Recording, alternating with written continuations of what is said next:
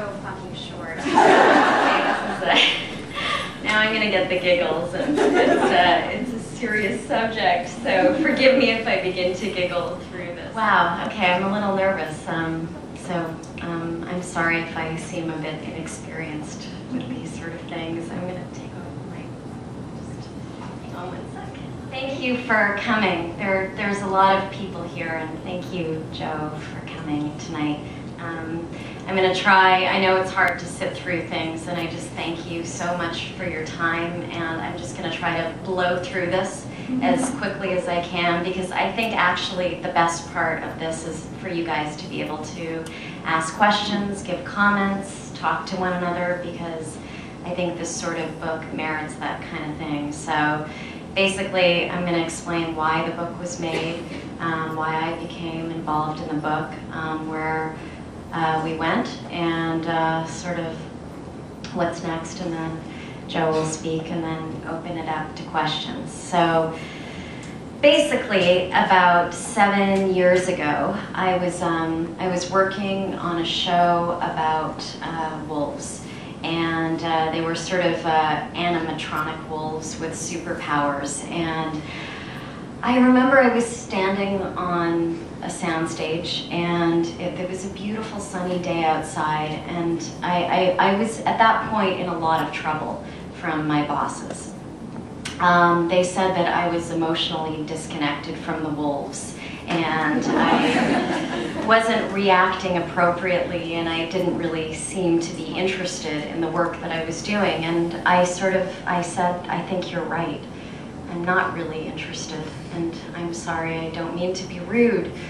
But it sort of brought me to a point where I felt like this is really fucked up, and you know, I'm in a really fortunate position to have a job and to work and to have a roof over my head, because certainly as an actor, it's a rare thing to be able to have the opportunity to work.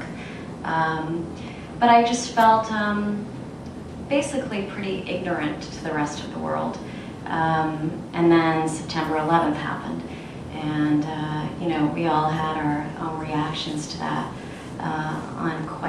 on deep levels. But for myself, I just felt, I mean, to put it simply, frightened at the direction I felt we were going in as a group, and frightened at the level of my own ignorance, that I knew very little about the events that led up to this point.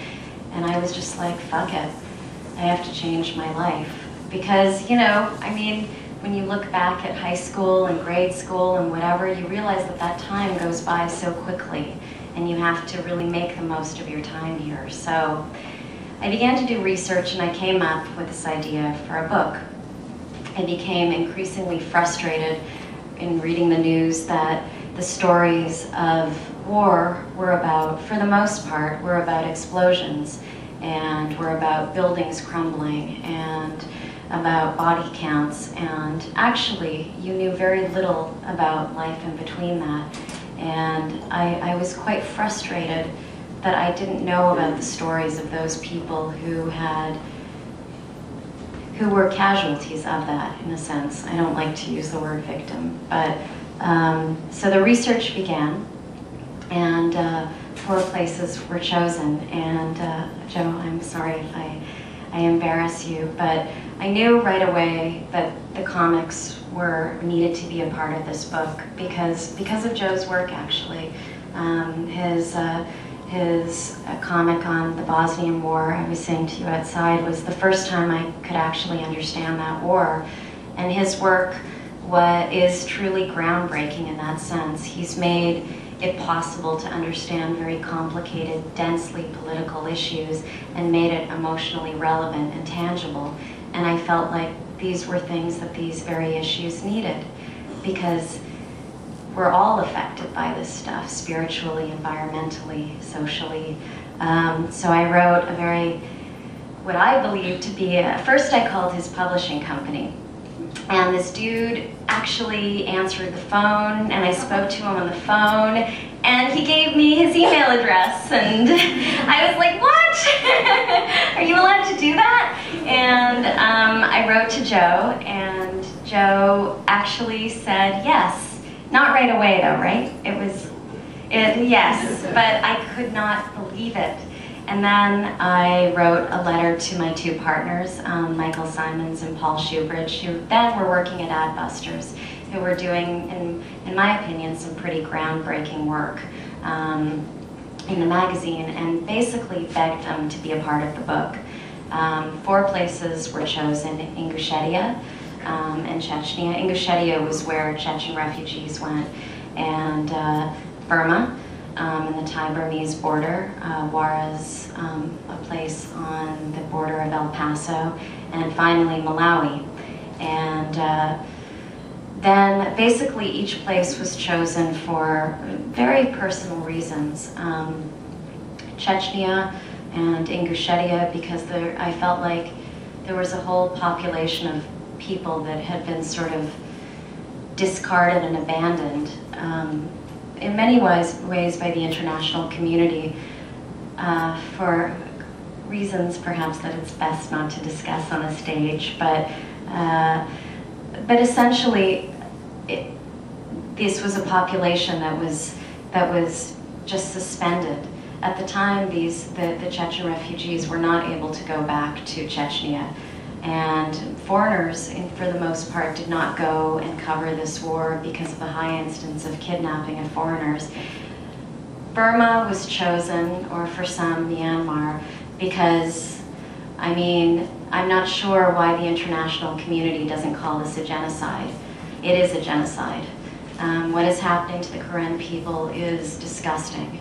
The Burmese government is systematically trying to eliminate an ethnic population, and story after story comes out about, there's a policy called the Four Cuts policy, in which ethnic groups are cut off from their food, their land, their survival, making it impossible to exist in the homes that they live, and they have to flee.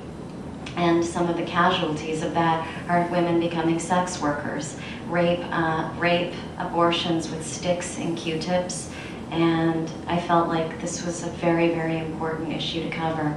Juarez in Mexico, because, are you guys familiar with what's going on in Juarez for the most part? Well, briefly, I'll very briefly, many women in work in factories, very young girls, very thin, long hair, and hundreds have been killed or have gone missing. And the Mexican authorities have done nothing to solve these murders. And these women were chosen because they were poor, and because the killer or killers felt that the families would have no recourse because of their poverty. They were chosen because they were vulnerable, and it's not right.